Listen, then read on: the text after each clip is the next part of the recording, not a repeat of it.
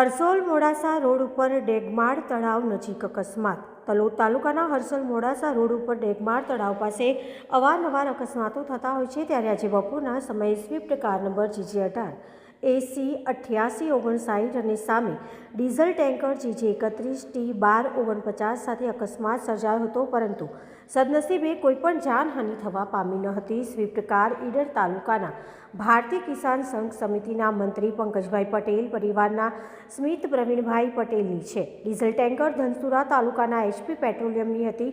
બંને સામસામે ટકરાતા અકસ્માત સર્જાયો ને તરત જ તલોદ તાલુકાના ભારતીય કિસાન સંઘના પ્રમુખને જાણ થતાં સ્થળ ઉપર આવી પહોંચ્યા હતા અને પોતાની ગાડીમાં દવાખાને લઈ જતા 108ને જાણ કરાતા રસ્તામાં 108 આવતા રસ્તામાં સ્વિફ્ટ કરી તલોદ સિવિલ હોસ્પિટલમાં સારવાર આપી। વધુ સારવાર અર્થે હિંમતનગર સિવિલમાં સારવાર આપવામાં આવી હતી, તેમજ વધુ સારવાર માટે પ્રાઇવેટ હોસ્પિટલમાં દાખલ કરવામાં આવ્યા હતા।